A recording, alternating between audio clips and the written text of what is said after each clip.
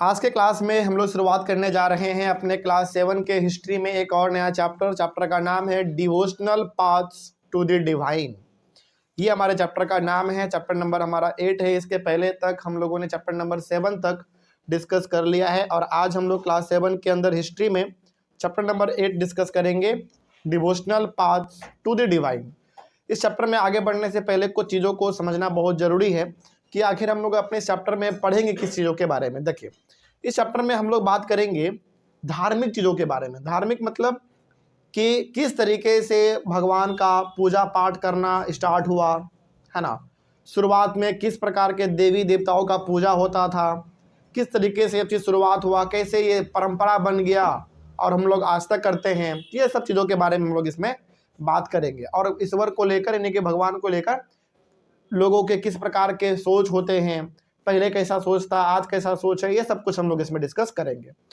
चलिए आइए शुरुआत करते हैं हम लोग अपने चैप्टर का। चैप्टर का हमारा सबसे फर्स्ट टॉपिक है the idea of a supreme God. देखिए, आज जो हम लोग अलग अलग प्रकार के देवी देवताओं को पूजते हैं, इसका शुरुआत कैसे हुआ, है ना। तो देखते हैं कैसे हुआ। पहला पॉइंट लिखा हुआ है, before large kingdoms emerged different groups of people worshipped their own gods and goddesses. जैसे देखो, बड़े बड़े किंगडम बनने से पहले का मतलब हो गया कि जब बड़े बड़े हमारे पास इतने बड़े बड़े इलाके नहीं थे जहाँ पे लोग सब अलग अलग रहते थे, एक परिवार इधर एक परिवार उधर, इस तरीके से, मतलब पहले लोग अलग अलग फैल के रहते थे, जहाँ मर्जी क्या वहीं पे छोटा सा झोपड़ी बना लिया वहीं पे रहते थे। तो जब सारे लोग इकट्ठा नहीं हुए थे, जब सब कोई अलग अलग रहते थे, तो वो सब अपना अपना अलग देवी देवता बना लिए थे। मतलब कि सब आदमी अपना अलग अलग देवी देवता को पूजता था। उस समय पे यदि आप किसी से पूछते कि तुम्हारा देवी देवता कौन है, तुम किसको पूजते हो, तो उनका अलग होता। उस किसी और से पूछते उनका अलग होता। जैसे आज क्या है, आज आप देखो तो आज हमारे हिंदू रिलीजन का यदि बात करें तो ज़्यादातर लोग शिव जी को पूजते हैं, है ना। फिर से दुर्गा जी को पूजते हैं, पार्वती जी को पूजते हैं, है कि नहीं। तो आज कॉमन हो गया, सभी सबको इनका पूजा करते हैं। लेकिन जब हमारे पास पहले के टाइम पर बात करें, जब सारे लोग अलग अलग रहते थे, एक आदमी 10 किलोमीटर दूर, दूसरा आदमी 25 किलोमीटर दूर, इस तरीके से रहते थे, तो सब आपस में ना मिले हुए नहीं थे, सबका अपना अलग अलग गॉड होता था, ठीक है। लेकिन as people were brought together through the growth of towns, trade and empires, new ideas began to develop. लेकिन समय के साथ क्या हुआ, सारे लोग जो दूर दूर रहते थे पहले, अब उन्होंने सोचा कि हम लोगों को अब एक साथ होके रहना चाहिए। तो जब लोगों ने एक साथ रहना स्टार्ट किया, मिलजुल के जब उन्होंने रहना स्टार्ट किया, तो उन्होंने देखा कि ये आदमी अलग चीज़ का पूजा कर रहा है, वो आदमी अलग चीज़ का पूजा कर रहा है, हम किसी और चीज़ का पूजा कर रहे हैं। तो सभी ने मिला के डिसाइड किया कि यार ऐसे तो फिर हम लोग एक देवी देवता को कभी मान ही नहीं पाएंगे कि आखिर में देवी देवता हमारा है कौन। तो उन्होंने डिसाइड किया कि चलो हम लोग क्या करते हैं, एक कॉमन देवी और देवता हम लोग चूज कर लेते हैं। तो वहां से उन लोगों ने चूज किया शिव जी को, विष्णु जी को, दुर्गा जी को। पहले क्या था समझना, पहले सारे लोग अलग अलग रहते थे, तो सब कोई अलग अलग रह रहा है, तो सबका देवी देवता अलग अलग है। सब अपने घर में किसी और चीज का पूजा कर रहा है, कोई और चीज का पूजा कर रहा है, ठीक ना। लेकिन जब लोग आपस में रहना स्टार्ट किए, जब शहर बना, गांव बने, है ना, बिजनेस होने लगा, तो सारे लोग एकजुट होने लग गए। तो उन्होंने देखा कि यार हम किसी और चीज का पूजा कर रहे हैं, ये किसी और चीज का पूजा कर रहा है। इससे कन्फ्यूजन हो गया बेसिक कि आखिर देवी देवता है हम कौन, हमारा वाला है सही में कि तुम्हारा वाला सही में है। तो बड़ा कंफ्यूजन हो गया उन लोगों को। तो उन लोगों ने डिसाइड किया कि चलो हम लोग मिलकर क्या करते हैं, एक कॉमन गॉड और गॉडेसेस मान लेते हैं। तो उन्होंने क्या माना, देखो, goddess and gods and goddesses worshipped in different areas came to be identified with Shiva, जिसको हम लोग शिव जी कहते हैं, विष्णु जी और दुर्गा जी। तो उन लोगों ने डिसाइड किया कि सबका देवी देवता अलग है, ऐसे तो कंफ्यूजन हो जाएगा फिर, तो हम लोग मिलके कॉमन देवी देवता मान लेते हैं जिसका सब कोई पूजा करेगा। तो उन्होंने डिसाइड किया कि शिव जी, विष्णु जी और दुर्गा जी, ये तीन का पूजा सबसे पहले स्टार्ट होना शुरू हुआ, क्योंकि लोगों ने इन्हीं तीनों को पहले मान लिया अपना देवी और देवता। समझ में आ रही है बात। आगे बढ़ते हैं। जहां पहले लोग अलग अलग प्रकार के देवी देवताओं का पूजा करते थे, उन सभी ने अब इन सब का पूजा करना स्टार्ट किया, क्योंकि अब नंबर कम है देवी देवताओं का, लेकिन सब कोई पूजा अब इन्हीं का करेंगे। नहीं तो पहले क्या था, कंफ्यूजन बहुत ज्यादा था, ठीक है ना, ये चीज हो गया। उसके बाद local myths and legends became a part of the Puranik stories. अब देखो हुआ क्या, जब आप आज के टाइम पे भी जब आप पुराने कहानी को, कविताओं को पढ़ोगे ना, तो आपको नजर आता है पुराने टाइम पे किस प्रकार का विश्वास, अंधविश्वास, ये सब चीज चलता था। वो आज भी दिखता है। जैसे एग्जांपल देते हैं, आज के टाइम पे भी हम लोग मानते हैं कि यदि बिल्ली रास्ता क्रॉस कर जाए तो हम लोगों को पार नहीं करना चाहिए, रास्ता क्रॉस नहीं करना चाहिए हम लोगों को। ये क्या है? अंधविश्वास नहीं है तो क्या है बताओ, है कि नहीं? तो कहने का मतलब है कि जो कुछ अंधविश्वास है, जो कुछ पुराने परंपरा है, जो बात है पहले का था, वो आपको आज भी नजर आता है देखने में, ठीक ना। आगे, और ये सब चीज कहां से चलता आ रहा है? उसी टाइम से चलता आ रहा है, बहुत पहले से। उसको हम लोग आज भी देखते हैं, आज भी मानते हैं। The Puranas also laid down that it was possible for devotees to receive the grace of God regardless of their caste status। यानी कि कई सारे पुराण हैं, जो धार्मिक ग्रंथ हैं, उसमें भी यह बात लिखा हुआ है कि देवी देवता सबके लिए बराबर हैं। जैसे आपको एग्जांपल देते हैं, इंडिया में पहले क्या होता था, इंडिया में जो पहले लोअर कास्ट के लोग होते थे ना, लोअर कास्ट के लोग, उनको मंदिर में जाने का परमिशन नहीं था, क्योंकि लोग मानते थे कि यदि लोअर कास्ट का आदमी मंदिर में जाएगा ना, तो मंदिर क्या हो जाएगा? हमारा अपवित्र हो जाएगा, मतलब मंदिर हमारा गंदा हो जाएगा।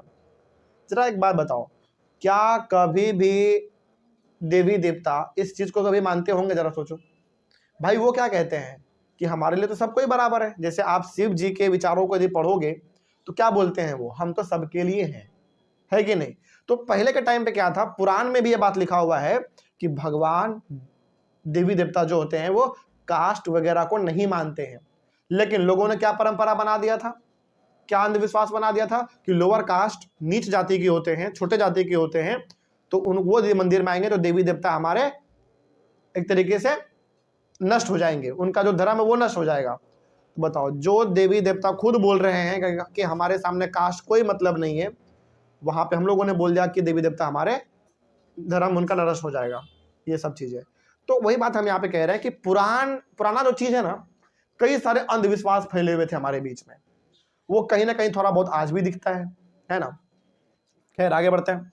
The idea of bhakti became so popular that even Buddhist and Jains adopted this beliefs. अब हिंदू रिलीजन में एक चीज और स्टार्ट हुआ, भक्ति। भक्ति में बेसिकली क्या होने लगा, हिंदू रिलीजन के अंदर लोग अपने देवी देवता को खुश करने के लिए भजन करने लगे, गाना गाने लगे, गाना मतलब वो भक्ति वाला गाना, वो गाने लगे, खुशी में डांस करने लग गए। यही तो भक्ति होता है कि नहीं? तो ये हम आपको क्या बता रहे हैं, हम आपको ये बता रहे हैं कि ये जो आप आज देवी देवता का पूजा पाठ करते हैं, अलग अलग प्रकार के देवी देवता का आप नाम जानते हैं, शिव जी का, विष्णु जी का, दुर्गा जी का, और उनके लिए जो भक्ति वगैरह होता है, ये आज का दिन नहीं है, बहुत पहले का ये सब चीजें हैं। और एक चीज और, जो आज आप अंधविश्वास देखते हैं कि बिल्ली रास्ता काट दिया तो नहीं क्रॉस करना है, लोअर कास्ट के आदमी को मंदिर में नहीं आना क्योंकि मंदिर हमारा बर्बाद हो जाएगा, मंदिर हमारा पॉल्यूट हो जाएगा, ये सब अंधविश्वास ही तो है। ये सब पहले से चलता आ रहा है और आज भी चलता आ रहा है। समझा रही बात? जिस तरीके से भगवान को हम लोग पहले पूजते थे, आज भी पूजते हैं। अंधविश्वास पहले भी था और अंधविश्वास आज भी है, ठीक ना। तो इस तरीके से चीजें चलते रहते हैं, ठीक है। उसके बाद जब हम लोगों ने भक्ति स्टार्ट किया अपने देवी देवता का, हिंदू रिलीजन में जब देवी देवता का भक्ति स्टार्ट हुआ, तो जो बौद्ध धर्म के लोग थे, जैन धर्म के लोग थे, उन्होंने भी अपने गुरु का, अपने देवी देवता का पूजा करना, भक्ति करना स्टार्ट कर दिया। ये सब चीज पहले स्टार्ट हुआ, वो आज भी चल रहा है। नेक्स्ट हमारा टॉपिक है अ न्यू काइंड ऑफ भक्ति इन south India. Nayanars and Alvars. इसमें हम लोग बात करेंगे नयानार के बारे में और अलवर्स के बारे में। ये क्या है सब समझेंगे, टेंशन बिल्कुल भी नहीं लेना है। तो अब आइए थोड़ा सा देखते हैं कि एक भक्ति का एक अलग ही टाइप, एक अलग ही प्रकार का भक्ति हमको देखने को मिला किधर, साउथ इंडिया में।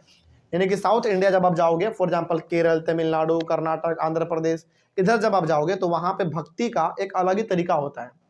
देखते हैं क्या लिखा हुआ है, और इसमें हम लोग ये भी समझेंगे कि नयानार्स क्या था और अलवर्स क्या था। देखते हैं, पहला पॉइंट इसमें लिखा हुआ है, The 7th to 9th centuries saw the emergence of new religious movements led by the Nayanars, saints devoted to Shiva। देखो समझना ध्यान से, नयानार्स का मतलब होता है वो संत, वो महात्मा या फिर वो ऋषि मुनि जो किसको पूजा करते हैं?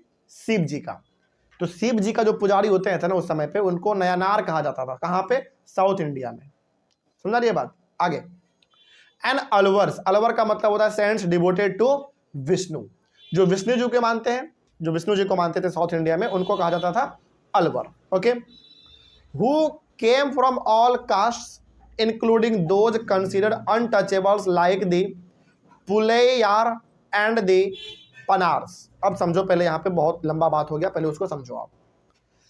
हमारे इंडिया में ये देखा गया, खास करके साउथ इंडिया में, सेवंथ और 9th सेंचुरी में, लगभग आप कह सकते हो कि आज से 1300-1400 साल पहले, लगभग आज से 1300-1400 साल पहले साउथ इंडिया में ये देखा गया कि कुछ लोग शिव जी का पूजा कर रहे हैं और कुछ लोग विष्णु जी का पूजा कर रहे हैं।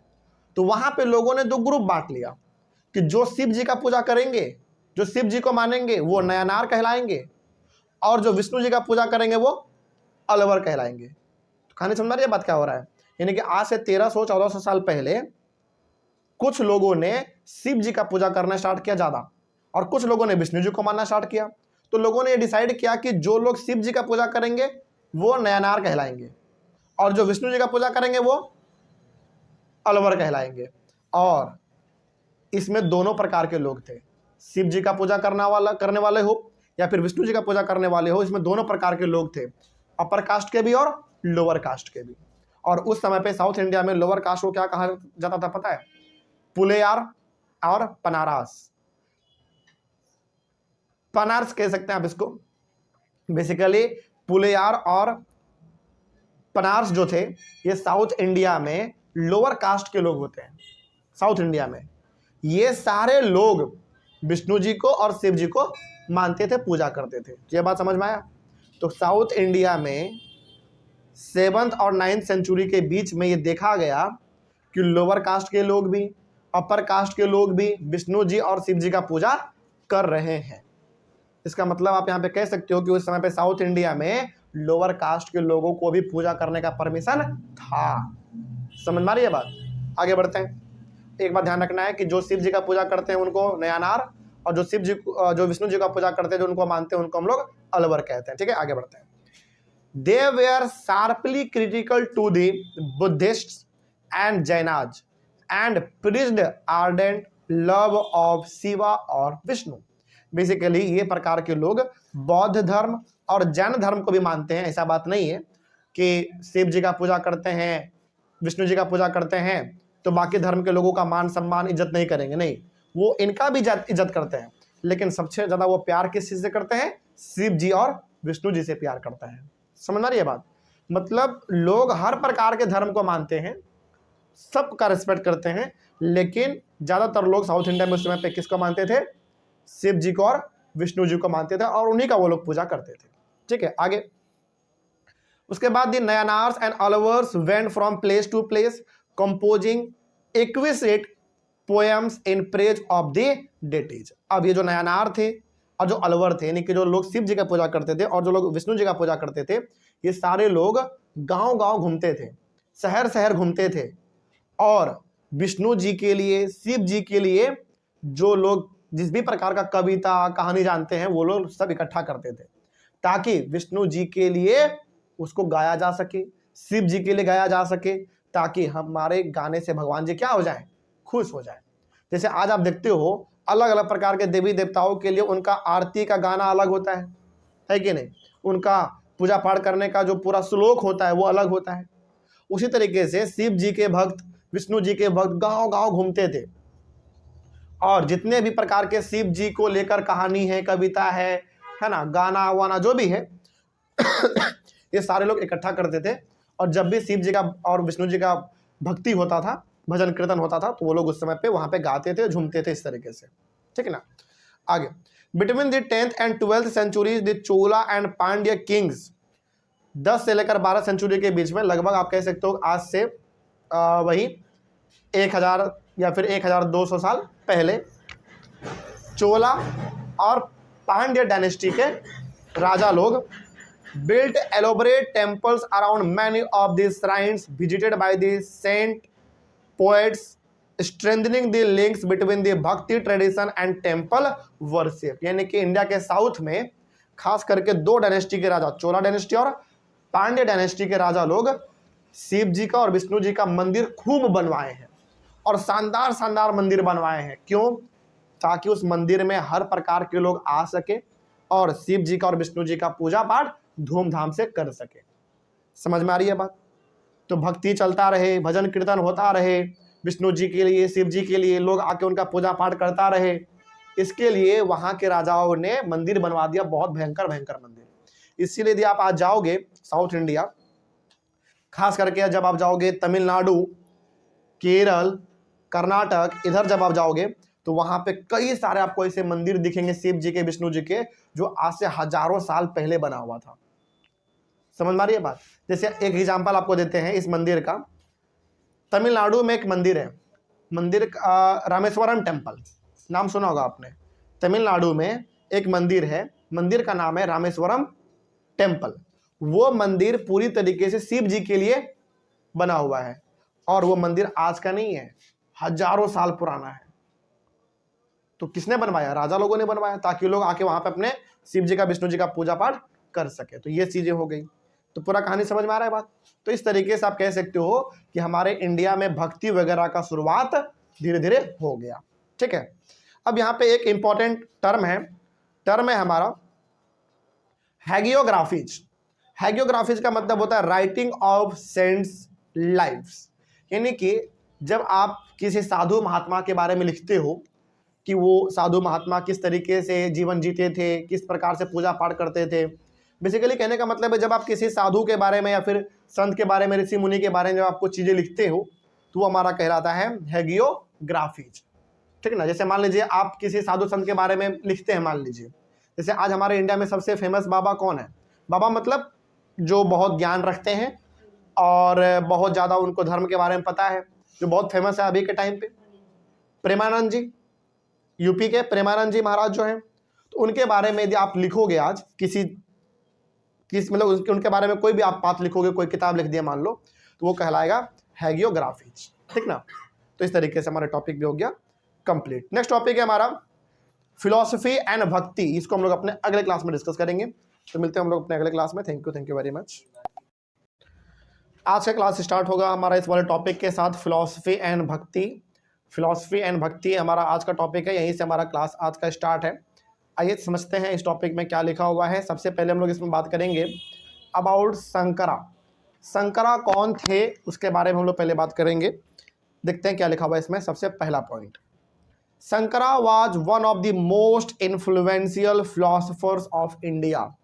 इंडिया के अंदर एक बहुत ही महान फिलोसोफर का मतलब होता है जिनको किसी चीज़ के बारे में बहुत ज़्यादा नॉलेज होता है, उसको हम लोग कहते हैं फिलोसोफर।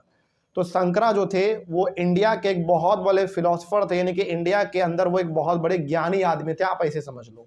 ठीक है। तो शंकरा इंडिया के अंदर बहुत बड़े एक ज्ञानी आदमी थे, फिलोसोफर बेसिकली उनको हम लोग कहते हैं। He was born in Kerala in the 8th century. 8th century में केरला में उनका जन्म हुआ था। 8th सेंचुरी में, लगभग आप कह सकते हो आज से 1300-1400 साल पहले। ठीक ना? केरला में उनका जन्म हुआ था। He was an advocate of the oneness of the individual soul। इनका मानना यह था कि हम सब अलग अलग प्रकार के लोग जरूर हैं, लेकिन हम सब को आपस में एकजुट मिलके रहना चाहिए। ठीक ना? तो वही लिखा हुआ है कि he was an advocate of the oneness of the individual soul। यानी कि हर आदमी अलग है लेकिन हर किसी को आपस में मिलजुल के रहना चाहिए। And the supreme God which is the ultimate reality. और ये मानते थे कि जो भगवान है वो सही में भगवान है और सुप्रीम है, मतलब सबसे पावरफुल वही है और यही सबसे बड़ी सच्चाई है, ऐसा ये मानते थे। तो बेसिकली शंकराचार्य जी का मानना यह था कि भाई हम सब आपस में आदमी अलग जरूर हैं लेकिन हम सबको आपस में मिलजुल के रहना चाहिए। पहला बात ये मानते थे। दूसरा बात ये बोलते थे कि जो भगवान है ना वो सुप्रीम है, मतलब कि उनसे बड़ा कोई भी नहीं है, तो उनको मानना चाहिए, मतलब भगवान के बारे में विश्वास रखना चाहिए हम लोगों को, यही रियलिटी है। He considered the world around us to be an illusion और माया। ये बोलते थे कि हमारे आसपास जो भी चीज़ें आपको दिखती हैं, जो भी चीज़ें अट्रैक्ट करती हैं, वो क्या है? इल्यूजन है। इल्यूजन का मतलब होता है मोह माया, समझना रही है बात। जैसे बड़े बड़े घर, बड़े प्रॉपर्टी, बड़े संपत्ति, ये सब ऐसा मानते थे ये कि ये सब क्या है, माया है। बस दो काम करो, ये मतलब बोलते थे सभी को। देखो फिलोसफर है ना, ज्ञान बहुत है इनके पास, तो ये लोगों को समझाते थे कि तुमको क्या करना चाहिए, बस दो काम करना है। मतलब हर इंसान को ये बताते थे कि दो काम करना है बस। पहला, सब आपस में मिल के रहो भाईचारे के साथ। दूसरा, भगवान में विश्वास रखो।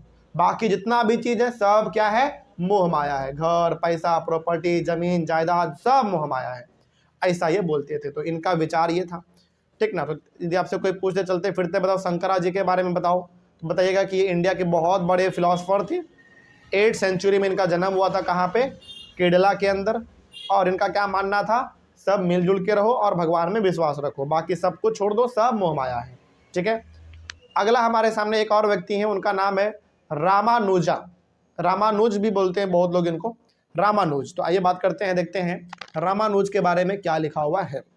सबसे पहला पॉइंट कि रामानुज बॉर्न वॉज, यहाँ पे लगा दीजिएगा, Ramanuja was born in, okay. तो Ramanuja was born in Tamil Nadu in the 11th century. इनका जन्म हुआ था 11th सेंचुरी में, लगभग आज से वही 800-900 साल पहले। आज से 800-900 साल पहले जन्म हुआ था इनका। कहाँ पे, तमिलनाडु में हुआ था, ठीक है। इंडिया के अंदर, मतलब इंडिया में वो साउथ में पड़ता है, साउथ इंडिया में तमिलनाडु पड़ता है, वहीं पे इनका जन्म हुआ था 11th सेंचुरी में, आज से लगभग वही 800-900 साल पहले। He was deeply influenced by the Alvars. Alwar से ये लोग, मतलब अलवर लोगों से ये बहुत ज़्यादा इन्फ्लुएंस थे, मतलब इंस्पायर थे। अब मेरा सवाल आपसे है, बिना पेज पलटे बताइए कि अलवर कौन लोग थे। याद है किसी को कि भूल गए सारा कुछ। अलवर बेसिकली उन लोगों को कहा जाता था जो लोग किसको मानते थे, विष्णु जी को। याद आया कुछ, जो लोग विष्णु जी को मानते थे उनको क्या कहा जाता था, अलवर कहा जाता था। तो अलवर लोगों से रामानुज बहुत ज्यादा इन्फ्लुएंस थे, मतलब कि आप कह सकते हो कि रामानुज भी विष्णु जी को मानते थे।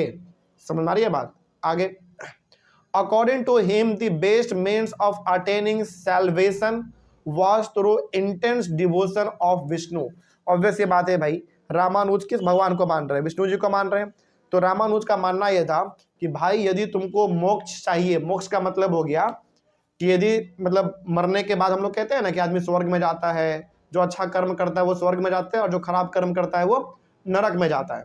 तो इनका मानना यह था कि भाई यदि तुमको मोक्ष चाहिए, मतलब कि यदि तुमको स्वर्ग में जाना है, तो तुम क्या करो, भगवान विष्णु जी का गुणगान करो, पाठ करो, पूजा पाठ करो, उनको मानो, उनका प्रार्थना करो, ये इनका मानना था।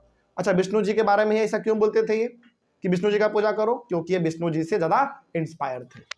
सुनना रही बात, आगे बढ़ते हैं। होता है ना, हर आदमी किसी न किसी देवी देवता को खास तरीके से मानता है। जैसे किसी आदमी का हनुमान जी फेवरेट होते हैं, किसी आदमी का महादेव फेवरेट होते हैं, शिव जी, किसी के पार्वती जी फेवरेट होते हैं, है ना। सबको अपना अपना देवी देवता का पूजा करते हैं।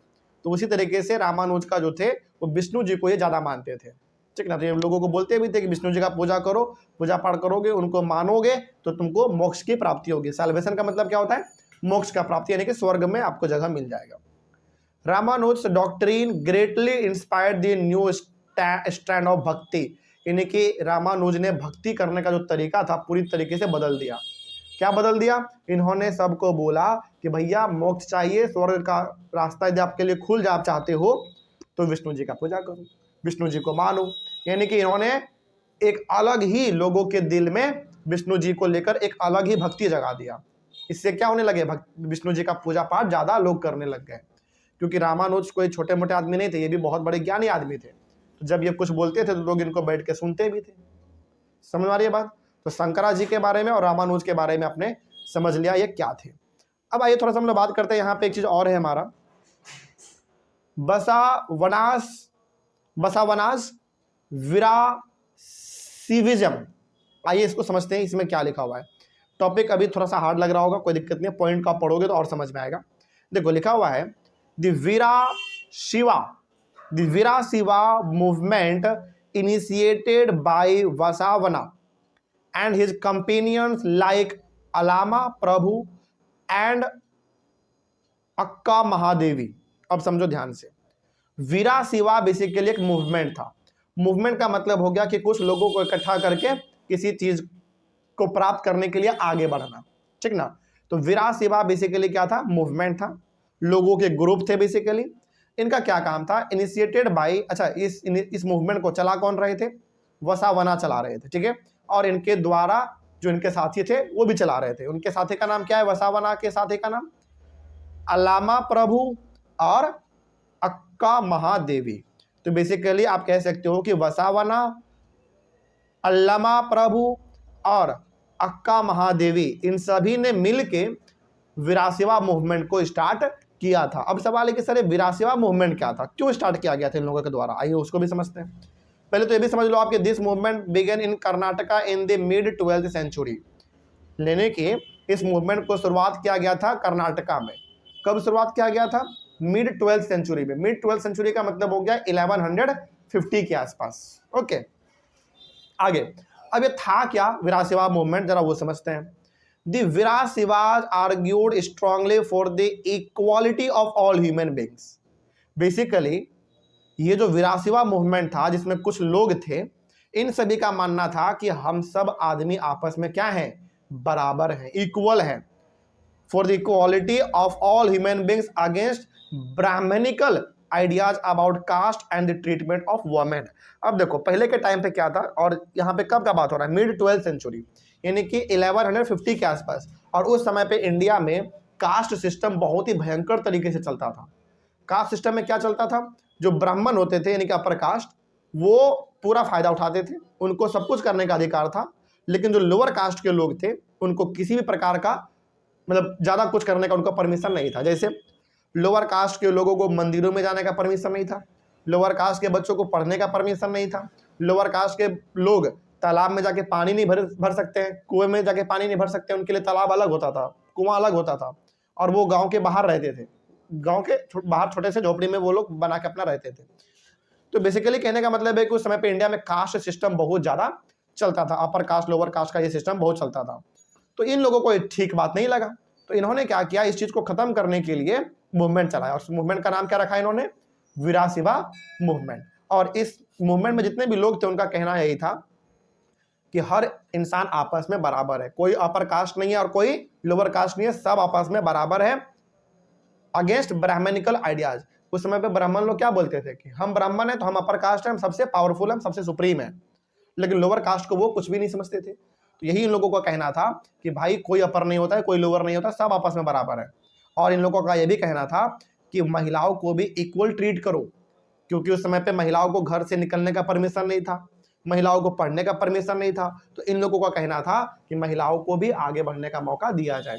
तो बताइए जो मूवमेंट स्टार्ट किया गया था वो सही था या गलत था, बिल्कुल सही था, है ना। तो इन सभी लोगों ने मिल के ब्राह्मण लोगों से यानी कि अपर कास्ट के लोगों से डिमांड किया कि हम सबको आपस में इक्वल रहना है, कोई अपर नहीं है, कोई लोअर नहीं है, और महिलाओं को भी बराबर अधिकार दिया जाए। ठीक है, आगे They were also against all forms of ritual and idol worship। और ये जो लोग थे विरासिवा मूवमेंट में जितने भी लोग थे, फॉर एग्जाम्पल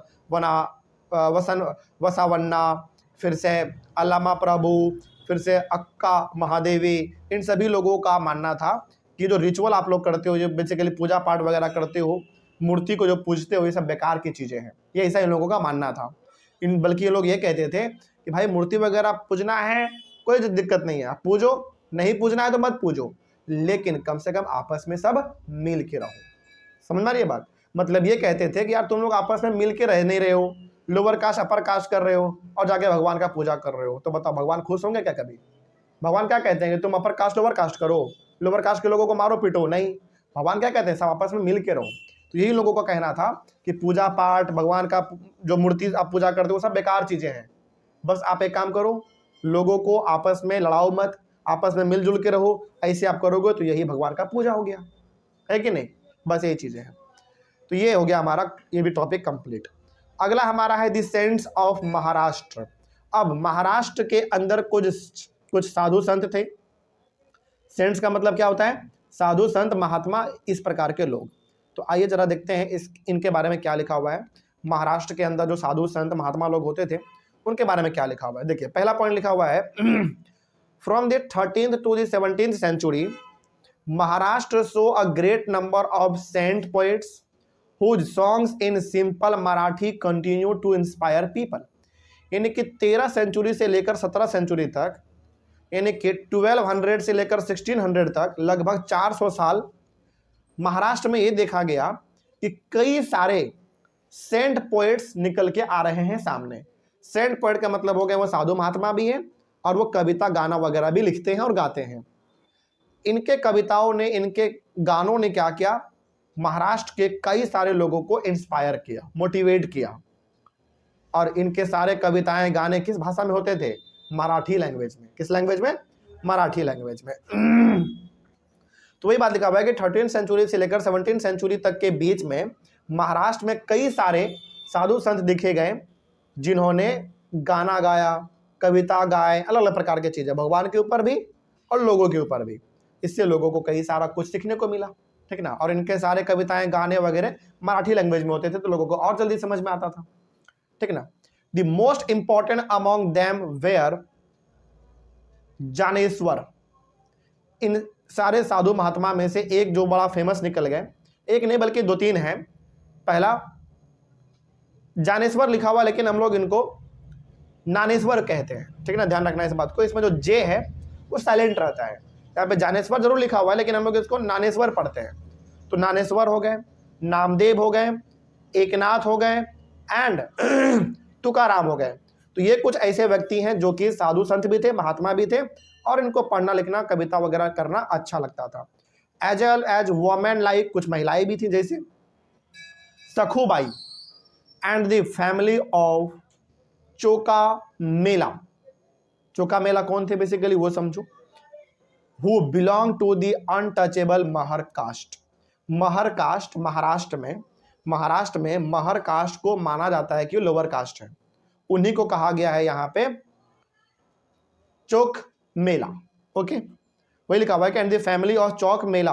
और चौक मेला बेसिकली क्या था, वैसे लोगों को कहते थे हम लोग चौक मेला, बेसिकली महाराष्ट्र में जो महर कास्ट से बिलोंग करते थे, यानी कि लोअर कास्ट से बिलोंग करते थे।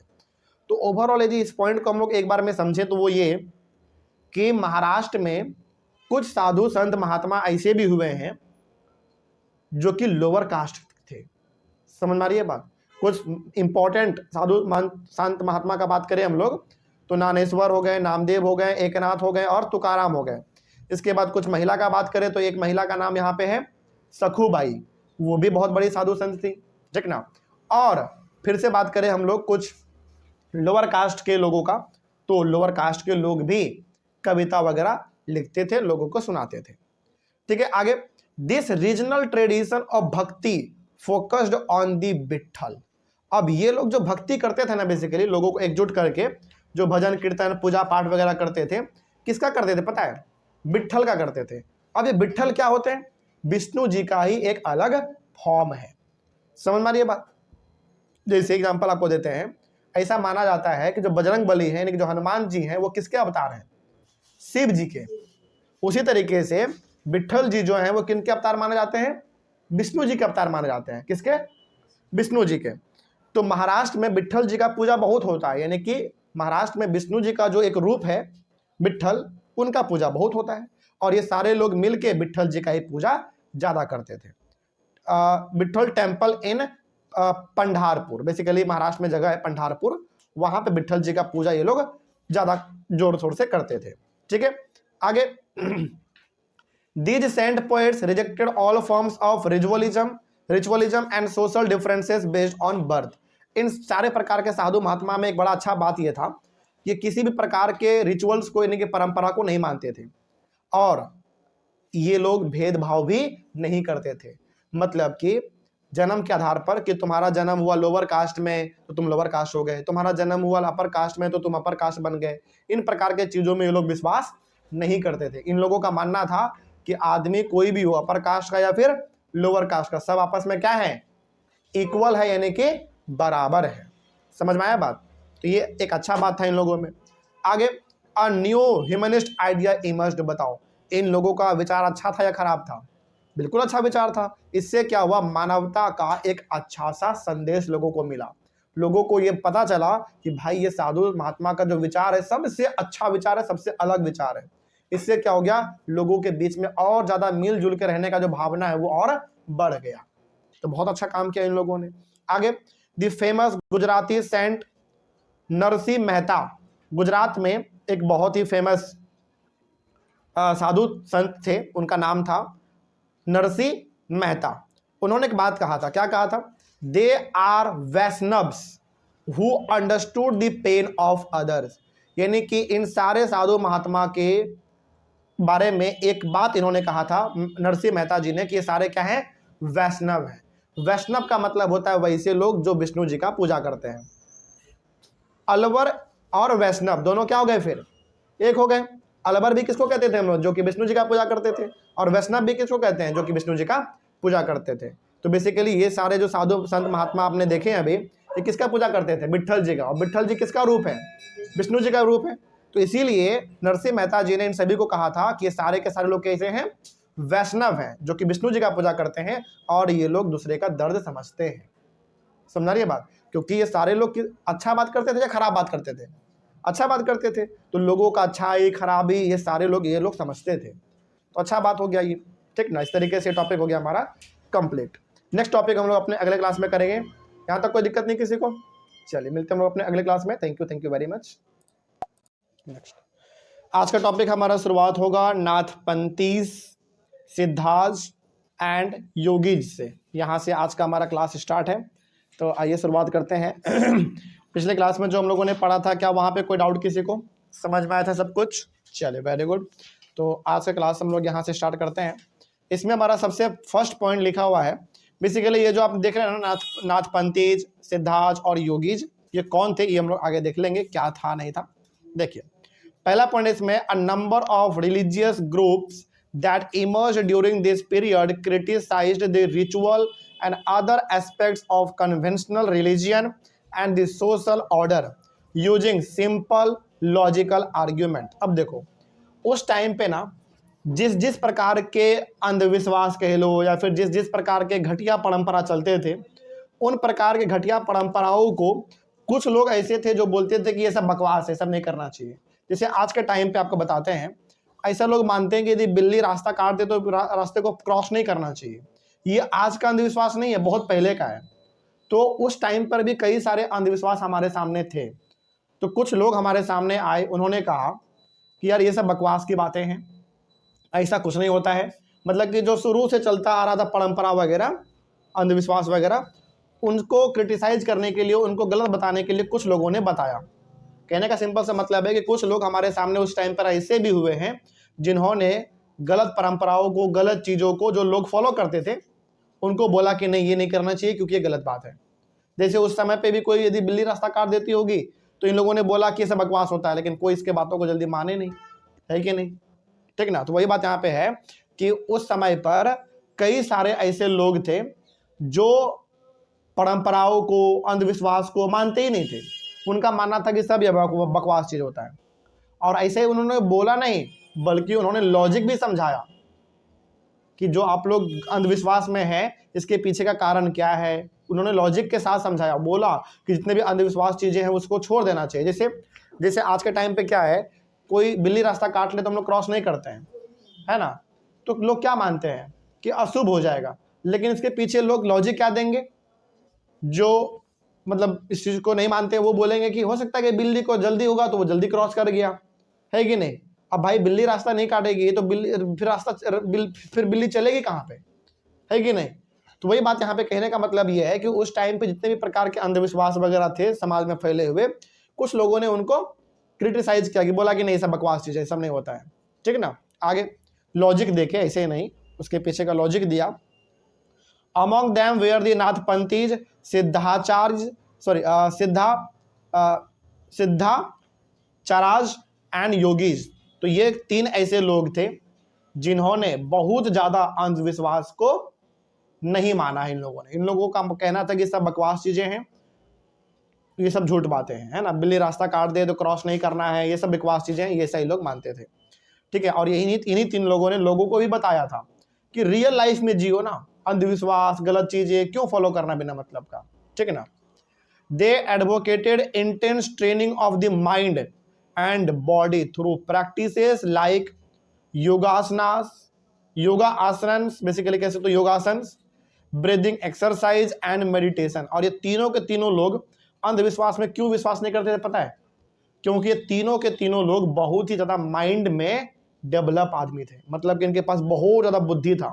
ये लोग मेडिटेशन में, योगा में, सांस लेना सांस छोड़ना, बेसिकली एक्सरसाइज, योगा, है ना, ये लोग ये सारी चीजें करते थे। तो देखो एक बात ध्यान रखना, जो आदमी ना पढ़ा लिखा होगा ना, जो आदमी पढ़ा लिखा होगा, ज्ञानी होगा, है ना, वो कभी भी अंधविश्वास में विश्वास करेगा ही नहीं।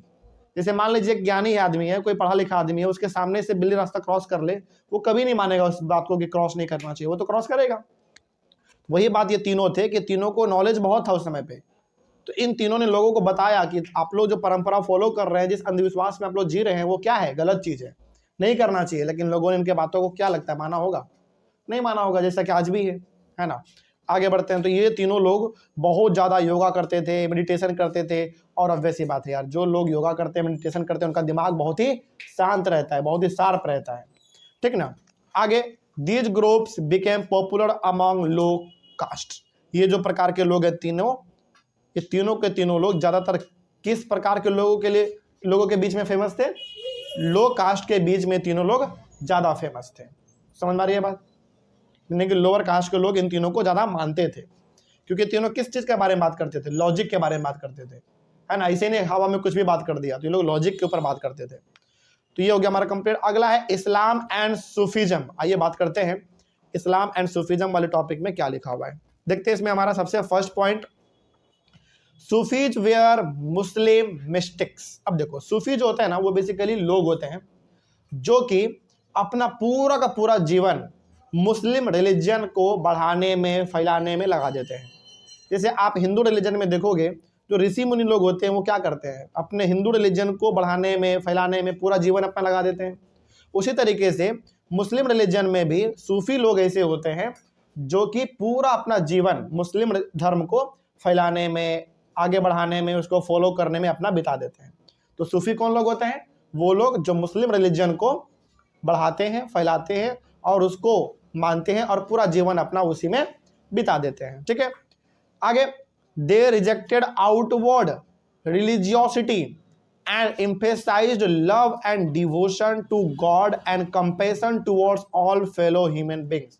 ये जो लोग होते हैं, सूफी लोग जो होते हैं, यानी कि मुस्लिम रिलीजन के जो सूफी लोग हैं, ये लोग बाहर के चीजों में विश्वास नहीं करते हैं, बाहर के रिलीजन में लोग विश्वास नहीं करते हैं। मतलब कि इनको अपने रिलीजन से मतलब होता है, बस दूसरे रिलीजन से उनको उतना ज्यादा कुछ खास मतलब नहीं है। दूसरा रिलीजन अपने धर्म में क्या कर रहा है, क्या नहीं कर रहा है, इनसे उनको कोई मतलब नहीं है। इनको अपना मुस्लिम रिलीजन प्यारा होता है और ये अपने मुस्लिम रिलीजन में ही अपना सब कुछ करते रहते हैं।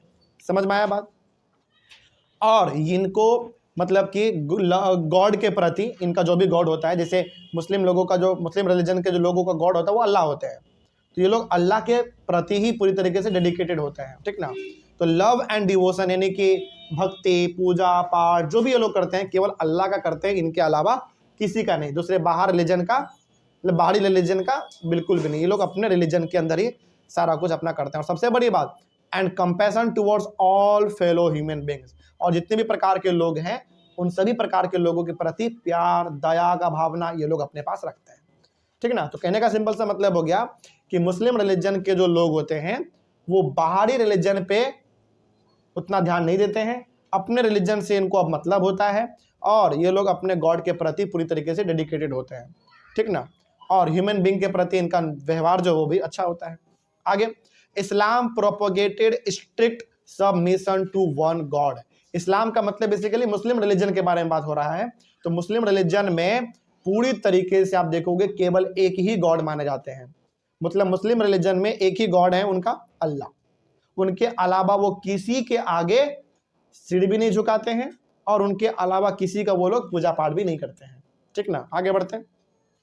देखो यार, सिंपल सी बात है, सब रिलीजन का बात अपना अलग अलग है, ठीक ना। जैसे आप देखोगे सिख रिलीजन में, आप देखो सिख रिलीजन में, तो वहां पे जो सिख रिलीजन के जो गुरु हैं, बहुत सारे गुरु हैं, समझा रही है बात। जैसे सिख रिलीजन का जो एक गुरु है वो हमारे पटना में भी है, पटना सिटी में गुरुद्वारा, देखे आप लोग गए होंगे। तो सिख रिलीजन में अलग अलग गुरु है उनका अपना, हिंदू रिलीजन में आप देखो हमारे भी कई सारे गॉड हैं, है ना। मुस्लिम रिलीजन में देखो उनका भी अपना गॉड है, लेकिन मुस्लिम रिलीजन में एक ही गॉड है बस, उनका क्या है, अल्लाह है, और उन्हीं के आगे वो लोग अपना सर झुकाते हैं, उन्हीं के अपना वो लोग उन्हीं का पूजा पाठ वो लोग अपना करते हैं। ठीक है, आगे the Sufis often rejected the elaborate rituals and codes of behaviour demanded by Muslim religious scholars. अब मुस्लिम रिलीजन के अंदर जो लोग होते हैं वो ज़्यादा चमक धमक में विश्वास नहीं करते हैं। चमक धमक का मतलब हो गया ज़्यादा वो लोग रीति रिवाज फॉलो उतना नहीं करते हैं। जैसे रीति रिवाज का मतलब फेस्टिवल वगैरह का हम बात कर रहे हैं। जैसे एग्जांपल के तौर पे आप देखोगे मुस्लिम रिलीजन में ज़्यादा फेस्टिवल नहीं है, दो चार जो फेमस है बहुत फेमस है, आपको एग्जांपल देते हैं। जैसे ईद है, बकरीद है, और क्या है, मुहर्रम है। ईद, बकरीद, मुहर्रम, और क्या है, आप जरा बताओ, आइडिया दिलाओ। और एक ही होता है गर्मी के टाइम पे रमजान, 1 महीना लगभग पूरा चलता है, वो लोग फास्टिंग करते हैं अपने गॉड के लिए।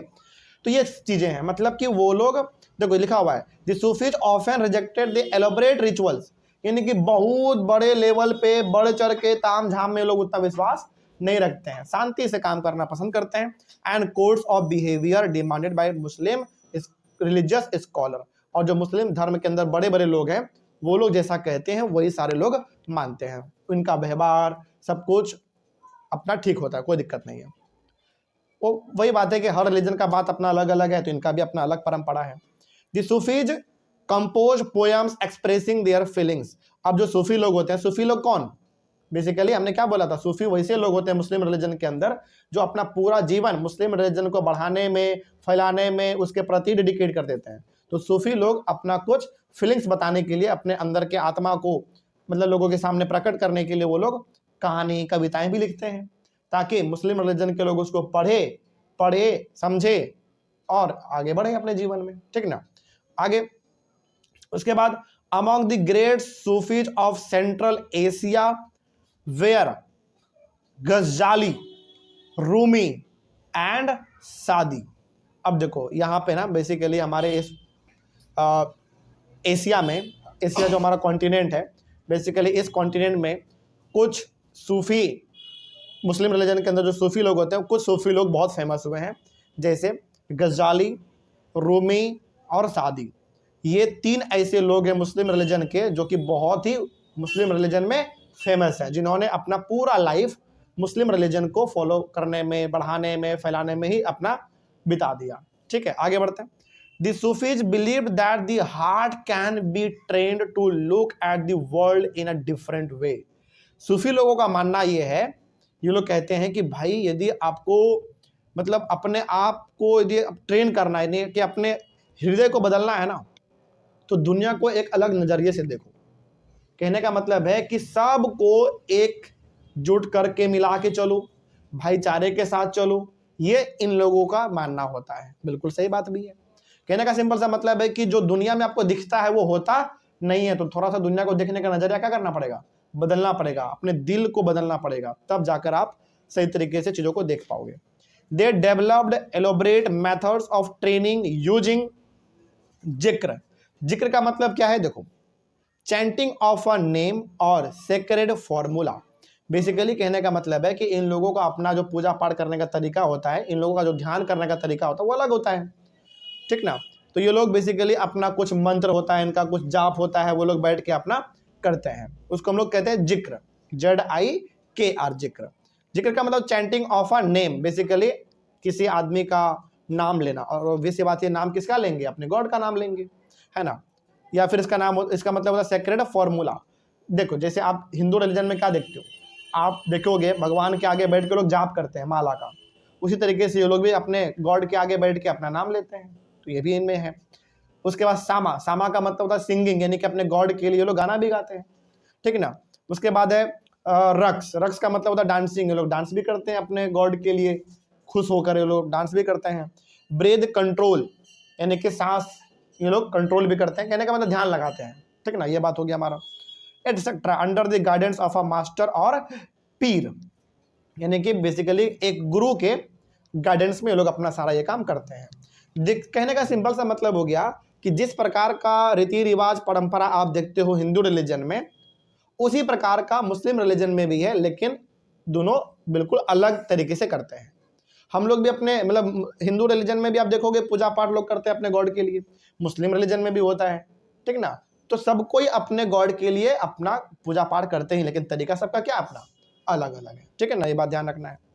और large number of Sufis from central Asia settled in Hindustan, यानी कि एशिया में भी सेंट्रल एशिया, बेसिकली एशिया का जो बीच वाला पार्ट है वहां से आके कई सारे सूफी यानी कि मुस्लिम रिलीजन के अंदर कई सारे महान लोग इंडिया में भी आके बसे हुए हैं।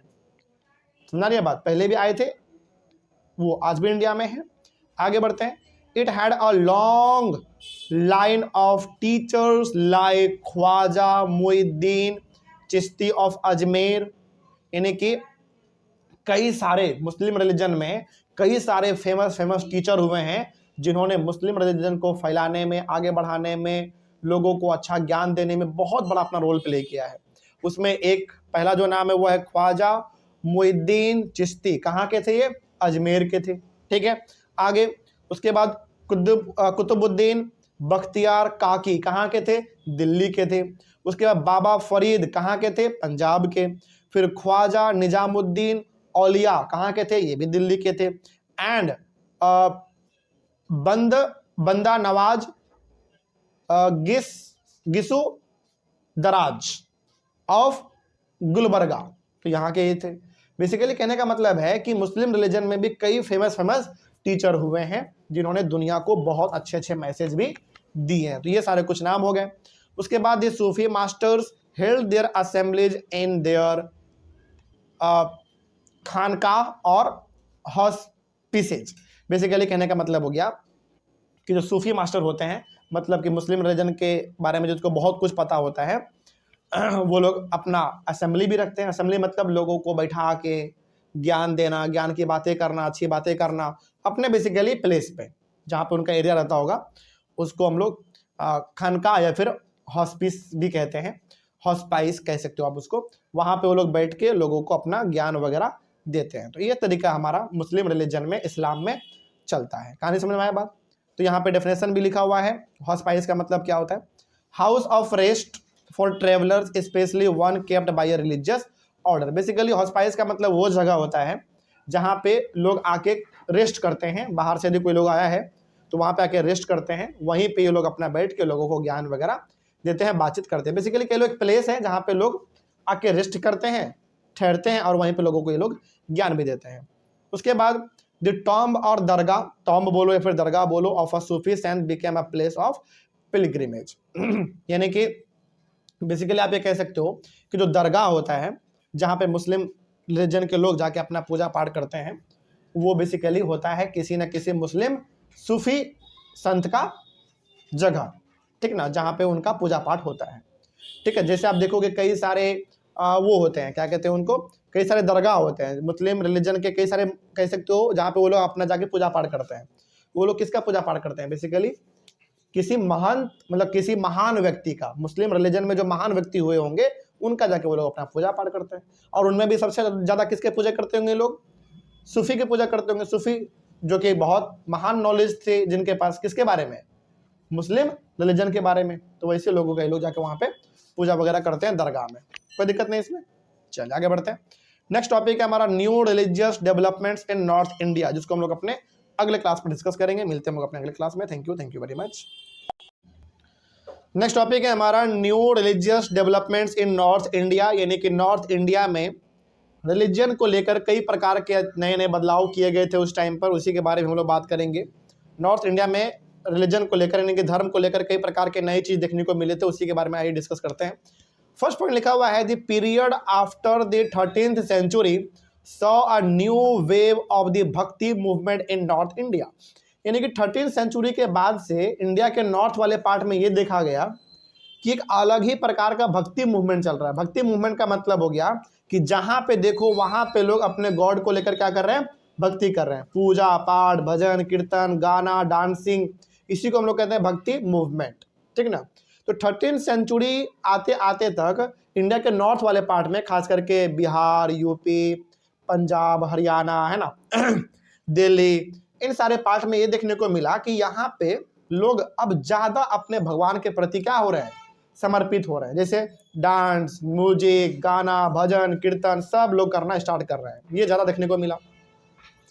उसके बाद Kabir and Baba Guru Nanak rejected all Orthodox religion. अब देखो यहाँ पे दो आदमी हैं, एक हैं कबीर और दूसरे हैं बाबा गुरु नानक।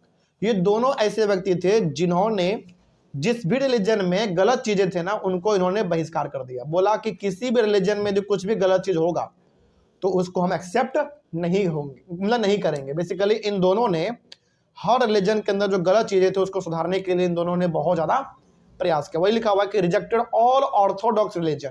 ऑर्थोडॉक्स रिलीजन का मतलब हो गया कि जो भी रिलीजन खराब चीजों के बारे में बात करेगा, जो भी रिलीजन के अंदर लोग खराब चीजों को प्रैक्टिस करेगा उसको फॉलो नहीं किया जाएगा। बेसिकली इन दोनों ने समाज को सुधारने के लिए ही काम किया था, ठीक है ना। आगे, Tulsidas and Surdas accepted existing beliefs and practices but wanted to make this accessible to all. अब देखो यहाँ पे दो आदमी और है हमारे सामने, तुलसीदास जी हैं और सूरदास जी हैं। सूरदास, इन दोनों ने जो परंपरा शुरू से चलते आ रहा था पूजा पाठ का, भक्ति का, गॉड के लिए पूजा पाठ करने का, इन दोनों ने भी इस चीज़ को माना है, इन दोनों ने भी फॉलो किया है। लेकिन ये लोग चाहते भी थे कि लोगों को भी इसका आइडिया पता चले, यानी कि लोग भी भगवान का पूजा पाठ वगैरह करें, है ना। क्योंकि देखो उस समय पे हमने आपको पहले भी बताया था ना कि लोअर कास्ट को पूजा पाठ वगैरह करने का परमिशन नहीं था, लेकिन ये लोग चाहते थे कि पूजा पाठ करने का जो परमिशन है वो सभी को मिल जाए, ठीक ना। मतलब कि लोअर कास्ट को भी और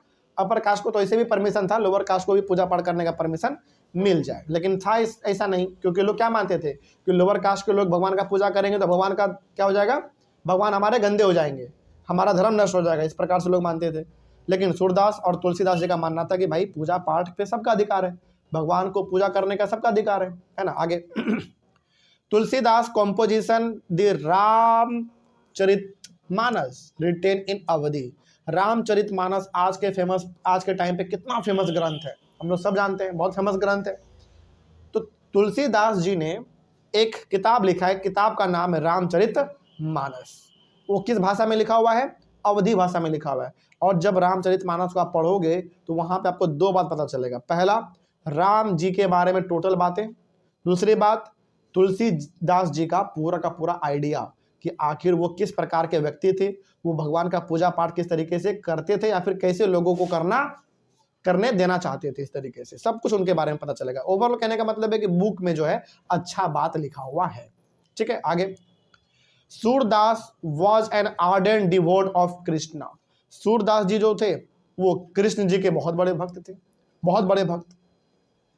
हिज कॉम्पोजिशंस दे सुर सागरा, सुरा श्रावली एंड साहित्य लहरी एक्सप्रेस हिज डिवोशन। बेसिकली ये तीन इनके किताब हैं, इन तीनों किताब में ये दिखता है कि सूरदास जी भगवान कृष्ण से कितना ज्यादा प्रेम करते हैं, कितना ज्यादा उनका पूजा पाठ करते हैं। तो बेसिकली इनके तीन किताब को आप पढ़ोगे तो सूरदास जी के बारे में जानने को मिलेगा और कृष्ण जी के बारे में जानने को आपको ज्यादा मिलेगा।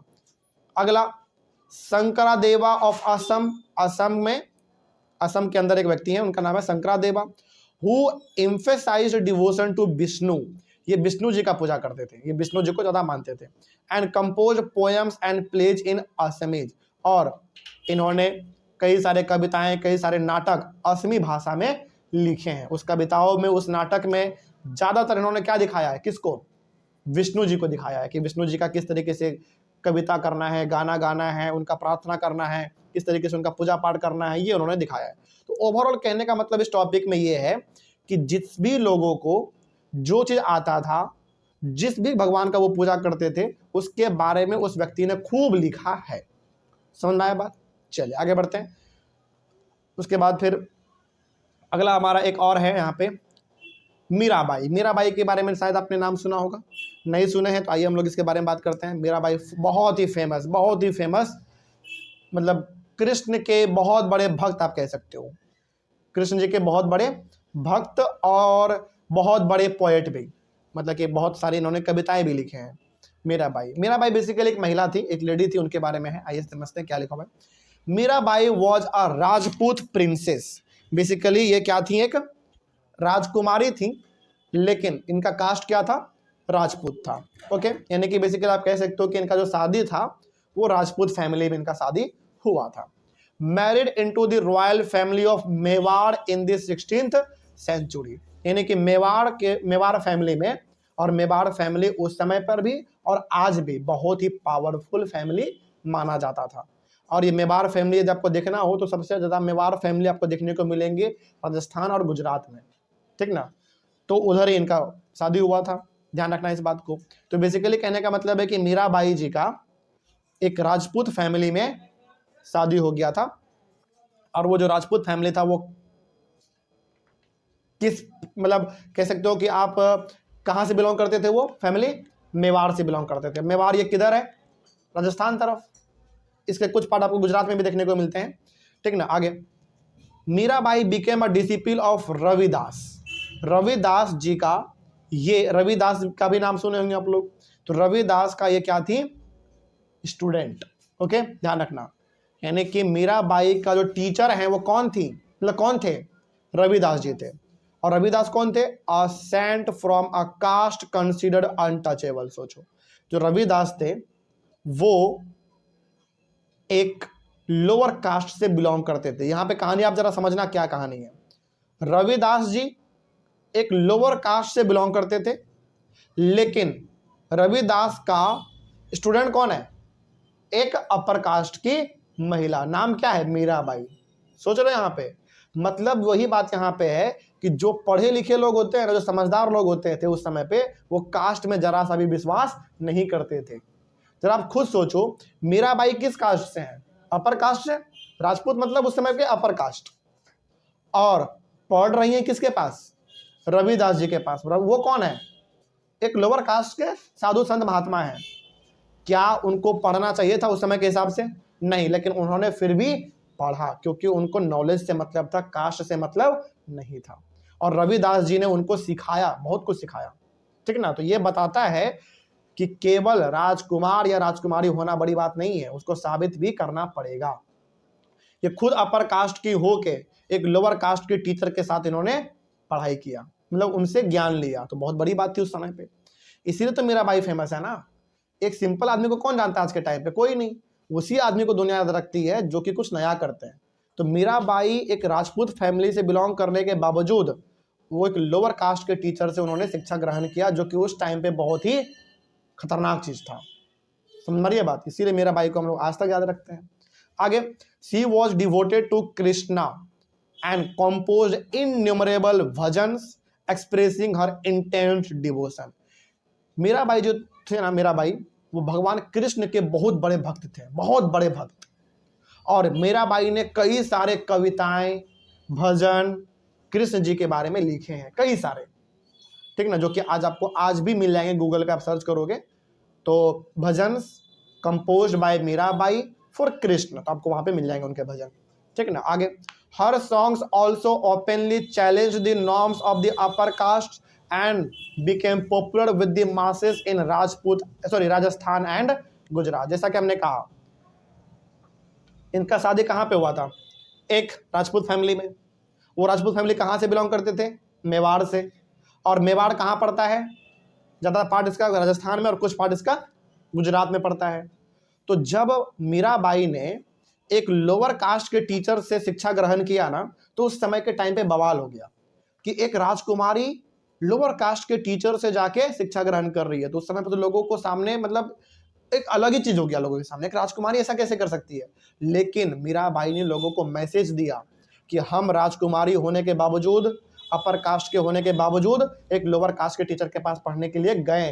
वो इससे क्या बताना चाहते थे, बताओ, कि सब कोई कास्ट के ऊपर विश्वास ना करे, बस आपके पास नॉलेज होना चाहिए और शिक्षा ग्रहण करने का भावना होना चाहिए, है ना। तो ये मीराबाई ने उस समय पे करके दिखाया, और खास करके राजस्थान और गुजरात के लोगों को उन्होंने इंस्पायर भी किया कि भाई कास्ट सिस्टम को छोड़ो, है ना, अपर कास्ट लोअर कास्ट ये सब हमारा बनाया हुआ खेला है, इसको छोड़ो और एक अच्छे तरीके से भाईचारे के साथ जीवन को जियो, व्यतीत करो। तो ये मीराबाई का पूरा कहानी था, कोई दिक्कत नहीं इसमें। नेक्स्ट हम लोग बात करेंगे अ क्लोजर लुक कबीर के बारे में, तो इसको हम लोग अपने अगले क्लास में करते हैं। मिलते हैं हम लोग अपने अगले क्लास में। Thank you very much. Next topic हम लोग शुरुआत करेंगे अ क्लोजर लुक कबीर के बारे में। बेसिकली कबीर जी के बारे में हम लोग बात करेंगे इस वाले टॉपिक में। और यहाँ पे अ क्लोजर लुक का मतलब होगा कि कबीर के बारे में थोड़ा बहुत हम लोग जानकारी लेंगे, उनके लाइफ के बारे में क्या था क्या नहीं था। कबीर जी के बारे में बेसिकली हम लोग उनके बारे में जानते हैं उनके कविताओं की वजह से। कबीर जी ने अपने लाइफ में कई सारे चीज़ों के ऊपर कविताएं उन्होंने लिखे थे, उन्हीं से उनके बारे में हम लोगों को पता चलता है। तो आइए उसके बारे में हम लोग शुरुआत करते हैं। सबसे फर्स्ट पॉइंट है इसमें, Kabir was one of the most influential saints. यानी कि कबीर जो थे ना, वो कविता वगैरह तो लिखते ही थे, ज्ञानी आदमी तो थे ही वो, इनके साथ ही साथ वो एक बहुत बड़े संत भी थे। साधु महात्मा होता है ना, संत वगैरह, बहुत बड़े संत भी थे। He was brought up in a family of Muslim julahas और वीवर्स। देखो ध्यान रखना इस बात का, इनका जो पूरा का पूरा बचपन है वो बीता एक मुस्लिम फैमिली में, ठीक। और वो मुस्लिम फैमिली करता क्या था, बेसिकली वीवर थे, वो कपड़े का बुनाई वगैरह, हिंदी में कहते हैं जुलाहा, ओके। तो उस परिवार में इनका पूरा पालन पोषण हुआ है। ध्यान रखना, एक बात आपको बता देते हैं, कबीर जो थे उनका पूरा का पूरा जीवन, मतलब बचपन का जो जीवन है, और मुस्लिम परिवार में उनका पूरा का पूरा पालन पोषण वगैरह हुआ था। और वो मुस्लिम परिवार क्या करता था, वीवर थे बेसिकली, और कपड़े का बुनाई वगैरह करते थे। सेटल्ड इन और near the city of Banaras, जिसको आज आप लोग वाराणसी के नाम से जानते हो, ठीक ना। तो वहीं पे इनका पूरा जीवन बीता है बचपन का, ठीक ना। आगे बढ़ते हैं। A vast collection of sakhis and pads have been composed by him and sung by wandering bhajan singers. Basically कहने का मतलब है, साखीज एंड पैड्स का मतलब हो गया कि इनके द्वारा कई प्रकार के भजन, कीर्तन, छोटे छोटे गाने, कविताएं इन्होंने द्वारा बनाए गए हैं। कई सारे इन्होंने कहानी, कविताएं भगवान के ऊपर भी गाए हैं। और इनके द्वारा कविता लिखा हुआ, गाना लिखा हुआ कई सारे लोग सुनते थे, गुनगुनाते थे, जहां जाते थे वहां वो लोग गाते भी रहते थे, एक तरीके से गाना के तौर पे, ठीक ना। तो बहुत बड़े, हमने कहा था ना कि ये बहुत बड़े पोएट भी थे, बहुत बड़े कवि भी थे। ये साधु मंत तो मतलब साधु महात्मा तो ये थे ही, बहुत बड़े पोएट भी थे, लिखने का इनको बड़ा शौक होता था। कबीर's teachings were based on a complete rejection of the major religious tradition। इनका मानना था कि ये जो अलग अलग प्रकार के परंपराएं आप लोग फॉलो करते हैं ना, हर धर्म में जो अलग अलग परंपरा होता है वो बकवास चीज है। ये लोग ये बेसिकली ये मानते थे कि भाई इतना जो चमक धमक का जिंदगी हम लोग जीते हैं, है ना, इतना जो हम लोग दिखावा करते हैं हर रिलीजन के अंदर, वो गलत चीज है, वो नहीं करना चाहिए। बल्कि इनका मानना था नॉर्मल चीज बस, कि आपस में भाईचारे के साथ रहो, लड़ाई झगड़ा मत करो, है ना, ये सब चीज इनका कहना था। आगे, the language of his poetry was a form of spoken Hindi widely understood by ordinary people. इन्होंने जितने भी कविताएं लिखे हैं, इन्होंने सारे के सारे कविता हिंदी भाषा में लिखे हैं, बहुत सिंपल भाषा में, ताकि एक आम से आम आदमी भी उसको पढ़ लिख सके और समझ सके, ठीक ना। He also sometimes use cryptic language which is difficult to follow। कभी कभार ये कुछ खतरनाक लैंग्वेज का भी इस्तेमाल करते थे, भारी भरकम हिंदी वर्ड जो कि जल्दी किसी को समझ में नहीं आता था। आज भी जब कबीर जी के कुछ कविताओं के आप पढ़ोगे तो ऐसे ऐसे भारी भरकम वर्ड है, हिंदी के ही वर्ड है, लेकिन भारी भरकम वर्ड है, जिसका मतलब बहुत कम लोगों को पता होता है, ठीक ना। तो कभी कभार वो वर्ड भी देखने को मिल जाता है। Kabir drew his followers from among both Hindus and Muslim। Basically कहने का मतलब है कि हिंदू और मुस्लिम दोनों प्रकार के लोग इनके फॉलोवर थे, यानी कि दोनों प्रकार के लोग कबीर जी को पसंद करते थे। तो कबीर जी के बारे में जो चार लाइन आपको बताने के लिए बोले एग्जाम में, तो सिंपल सा बताना कि बहुत बड़े साधु संत महात्मा भी थे, पहला बात।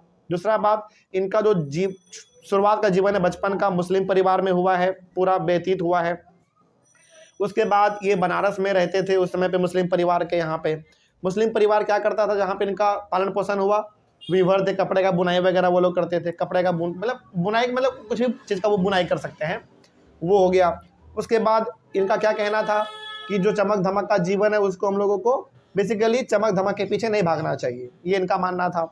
उसके बाद थोड़ा और बात करें तो इनका जो भी पोइट्री है, जो कविता वगैरह है, बहुत ही सिंपल लैंग्वेज में है, जो कि हर कोई समझ सकता है, और इनके जो फॉलोवर थे वो हिंदू मुस्लिम सब थे, यानी कि सब लोग इनको पसंद करते थे। तो ये हो गया हमारा कबीर जी के बारे में एक छोटा सा क्लोजर लुक।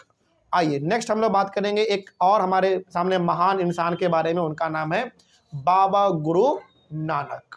नाम सुना सुना लग रहा है और वैसी बात है, आइए बात करते हैं, देखते हैं क्या लिखा हुआ है। पहला, बाबा गुरु नानक, इनका देख लो, जन्म हुआ 1469 में और इनकी जो डेथ है वो हो गई 1539 में।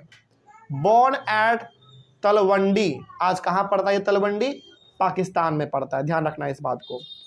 तो बाबा गुरु नानक जी का जन्म होता है तलवंडी में, जो कि पहले एक ही था, इंडिया पाकिस्तान तो सब एक ही था पहले।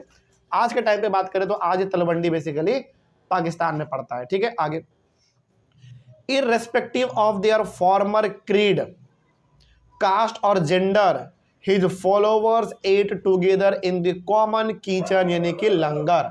अब देखो, ये इंसान जो थे, इन्हीं, ऐसा माना जाता है कि इन्हीं के द्वारा लंगर का सिस्टम चलाया गया था हर जगह गुरुद्वारा में।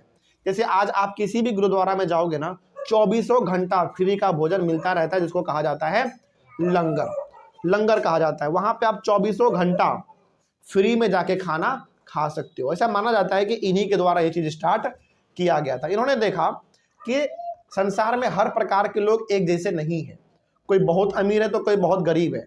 जो अमीर है वो अनाज का कदर नहीं कर रहा है और जो गरीब है उसको खाने के लिए मिल नहीं रहा है। तो इन्होंने अपना एक सिस्टम बनाया कि भाई एक ऐसा किचन बनाओ, एक ऐसा बेसिकली हॉल बनाओ जहां पे हर कोई आगे खा सकता है। हमारे यहाँ पे upper caste, lower caste, middle caste, सब कोई। तो इन्हीं के द्वारा वो लंगर का सिस्टम ऐसा माना जाता है कि स्टार्ट किया गया था, वो आज भी दिखता है। तो इन्होंने अपना जाति धर्म सब कुछ भूल के इन्होंने सबको अपना लिया कि भाई सब कोई मिल के खाओ। जैसे आज आप गुरुद्वारे में जाओ, कभी ज्यादा दूर मत जाओ, हमारे पटना में भी गुरुद्वारा है, पटना सिटी में, वहां पे आप जाओ, वहां पे आप देखना हिंदू, मुस्लिम, सिख, ईसाई, जैन, बौद्ध, सब धर्म के लोग वहां पे आते हैं और सब एक साथ बैठ के लाइन में लंगर बैठ के खाते हैं। बेसिकली भोजन वहां पे, भोजन को वहां पे लंगर कहा जाता है, ठीक ना। आगे बढ़ते हैं। तो लंगर का यहाँ पे मतलब भी लिखा हुआ है कि a common kitchen where people of all backgrounds ate together, यानी कि एक ऐसा किचन होता है, किचन नहीं होता, बेसिकली एक हॉल होता है जहां पे सबको बैठा के खाना खिलाया जाता है, चाहे कोई भी आदमी क्यों ना हो। आगे बढ़ते हैं। The sacred space created by Baba Guru Nanak was known as dharmsal. Basically कहने, धर्मशाल, बहुत लोग उसको धर्मशाला भी कहते हैं। अब एक बेसिकली यहाँ पे ये कहा जाता है मतलब इनका गुरु बाबा गुरु नानक जी ने एक धार्मिक जगह बनाया जहां पे लोग पूजा पाठ करके आके कर सकते हैं, ठीक ना। और उस जगह को क्या बोला गया शुरुआत में? धर्मशाल बोला गया, dharmsal. It is now known as gurdwara, और उसी धर्मशाल को आज हम लोग किस नाम से जानते हैं? गुरुद्वारा के नाम से जानते हैं। और गुरुद्वारा में बेसिकली किसका पूजा होता है? इन्हीं का पूजा होता है। समझना रही है बात? आगे बढ़ते हैं। देखो, ये जो हम लोग बाबा गुरु नानक जी के बारे में बात कर रहे हैं, ये बेसिकली सिख रिलीजन से बिलोंग करते थे, सिख रिलीजन से। अब सिख रिलीजन में भी कई सारे गुरु हैं, तो उनका अलग अलग गुरुद्वारा है, जिसमें से हमारा पटना में भी एक है ना। आगे बढ़ते हैं। आगे, तो इन्होंने जो पूजा पाठ करने का जगह बनाया उनका नाम रखा धर्मशाल, जिसको आज हम लोग गुरुद्वारा के नाम से जानते हैं। Before his death in 1539 Baba Guru Nanak appointed one of his follower as his successor. इनके मृत्यु से पहले इन्होंने अपने ही एक भरोसेमंद आदमी को अपने पूरे के पूरे संपत्ति का उत्तराधिकारी बना दिया था कि भाई मेरे जाने के बाद ये आदमी मेरे हर चीजों का मालिक यही बनेगा, ठीक ना। हिज नेम वाज लहना, उस आदमी का क्या नाम था? लहना। यानी कि बाबा गुरु नानक जी का जब मृत्यु होने वाला था उससे पहले ही उन्होंने सभी के सामने ये अनाउंस कर दिया था कि मेरे मृत्यु के बाद, यानी कि मेरे जाने के बाद मेरे हर चीजों के ऊपर यदि किसी आदमी का अधिकार होगा तो इसी का आदमी का होगा। उस आदमी का नाम क्या था? Lahna. But he came to be known as Guru Angad, और बाद में लोगों ने इसी आदमी लहना को किस नाम से जाने लगा? गुरु अंगद के नाम से। लहना ही को बाद में गुरु अंगद के नाम से जाना लगा, ठीक है। Signifying that he was a part of Baba Guru Nanak himself, यानी कि लोगों ने बोला कि आप अब से लहना नहीं कहलाएंगे, बल्कि अब आप आज से क्या कहलाएंगे? गुरु अंगद। क्यों? क्योंकि हमारे भी गुरु कौन थे? बाबा गुरु नानक। तो आपका भी नाम उसी से मिलता जुलता होना चाहिए, तब जाकर आपके अंदर हम अपने गुरु का परछाई देख सके। समझना ये बात? कहने का मतलब है कि जो मेन गुरु थे हमारे बाबा गुरु नानक जी, वो तो चले गए। उनके बदले में उनके बाद कौन बना? हमारा उनका उत्तराधिकारी लहना बना। लेकिन लोगों ने बोला कि नहीं, आप आज से लहना नहीं है, आज से आप बाबा गुरु अंगद हैं, मतलब बेसिकली गुरु अंगद हैं आप। इससे उन्होंने लोगों ने क्या बताया उनको कि आज से हम अपने गुरु का परछाई आपके अंदर देखते हैं, इसीलिए आपका नाम गुरु अंगद है। उन्होंने भी एक्सेप्ट कर लिया, कोई दिक्कत नहीं है भाई। ठीक है, आगे बढ़ते हैं। Guru Angad compiled the composition of Baba Guru Nanak. बाबा गुरु नानक भी बहुत पढ़े लिखे आदमी थे, उनको भी पढ़ने लिखने का बड़ा शौक था। तो उन्होंने अपने टाइम पे जो भी कुछ लिखा होगा, कविता, कहानी, नाटक वगैरह, जो भी भक्ति का गीत, प्रेम गीत, जो भी लिखा होगा, मतलब A to Z चीज, गुरु अंगद ने क्या किया? उनके सारे के सारे चीजों को एक जगह पे इकट्ठा करके कंपाइल कर दिया, मतलब उसको एक किताब बना दिया। ठीक है, Guru Granth Sahib, the Holi scripture of the Sikh, और उस किताब का नाम क्या दिया गया? गुरु ग्रंथ साहिब। यानी कि जब आज के टाइम पे आप गुरु ग्रंथ साहिब को पढ़ोगे तो वहां पे बाबा गुरु नानक जी ने क्या लिखा था अपने टाइम पे, वो सब कुछ इसमें आपको देखने को मिल जाएगा। देखो, बाबा गुरु नानक जी ने लिखे बहुत चीजें, लेकिन उन्होंने कभी भी चीजों को एक जगह पे इकट्ठा करके नहीं रखा। इकट्ठा करके रखने का काम किसने किया? उनके उत्तराधिकारी यानी कि गुरु अंगद ने। तो गुरु अंगद ने क्या किया? उनके सारे के सारे पेज को जहां पे उन्होंने लिखे थे उन सबको एक जगह इकट्ठा करके एक बुक बना दिया। बुक का नाम हो गया गुरु ग्रंथ साहिब। और इस किताब को सिख धर्म के अंदर सबसे पवित्र किताब में से एक माना जाता है।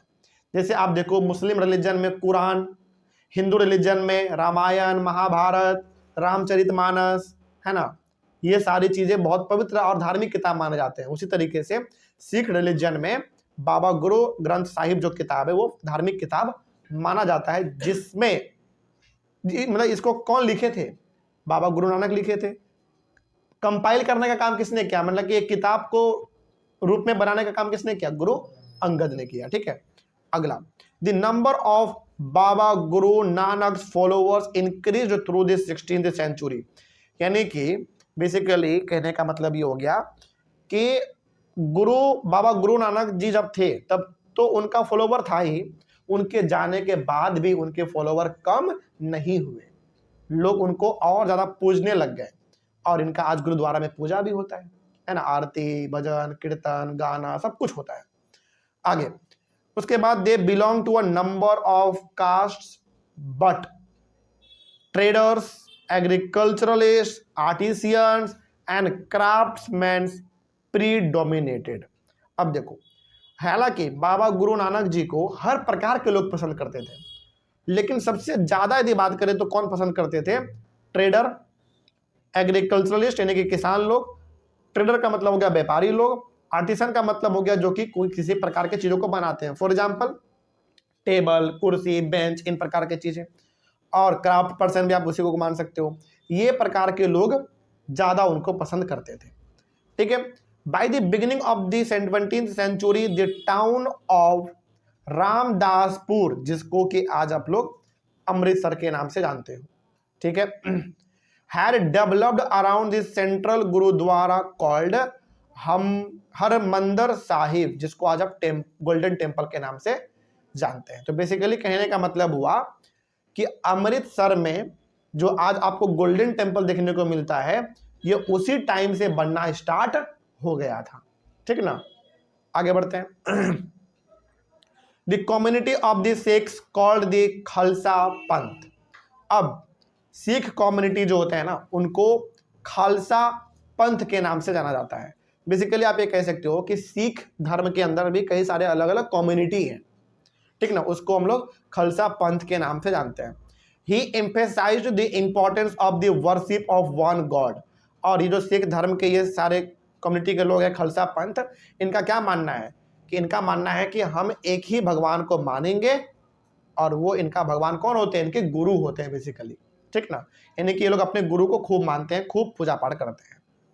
He himself used the terms नाम, दान and isnan for the essence of his teaching, which actually meant right worship, welfare of others and purity of conduct. इसका मतलब समझाते हैं, यानी कि सिख धर्म के जो लोग होते हैं वो 3 वर्ड में बड़ा विश्वास करते हैं। पहला, नाम।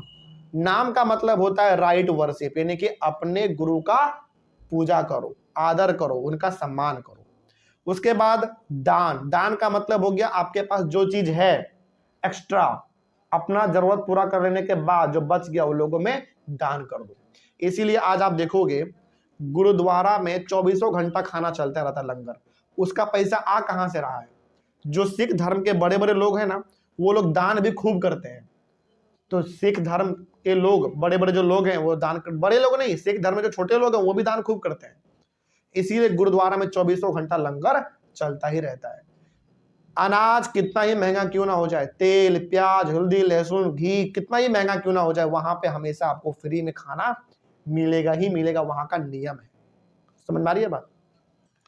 तो वो हो गया। तो नाम का मतलब क्या हो गया? अपने गुरु का पूजा करना, उनका मानना, उनका ध्यान लगाना।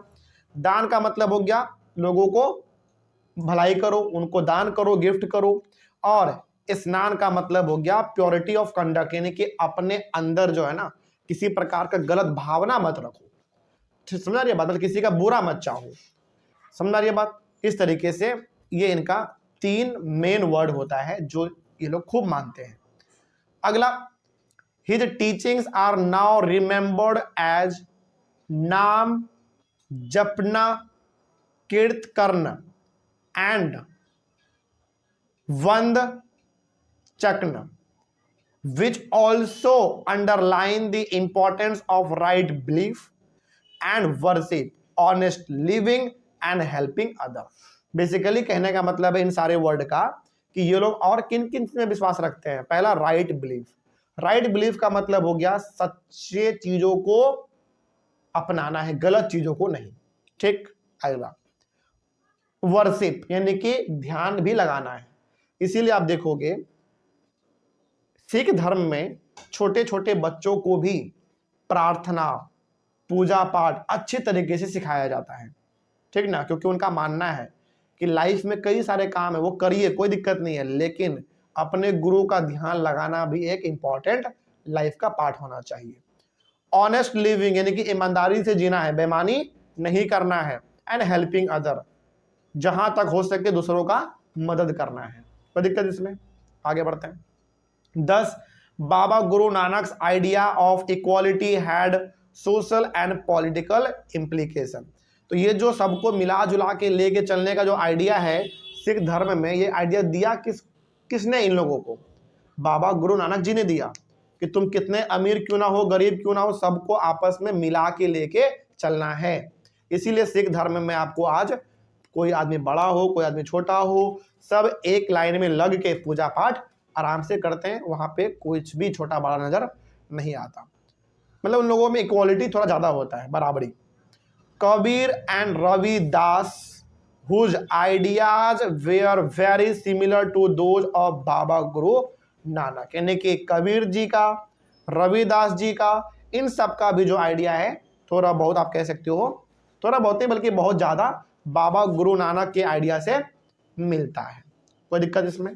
तो इस तरीके से आपने बाबा गुरु नानक जी के बारे में भी पढ़ लिया, कोई दिक्कत नहीं इसमें? समझ में आया? तो इस तरीके से हमारे टॉपिक हुआ कंप्लीट और टॉपिक के साथ हो गया हमारा चैप्टर भी कंप्लीट। अब बताइए कहीं पर भी कोई डाउट किसी को? समझ में सब कुछ आ गया?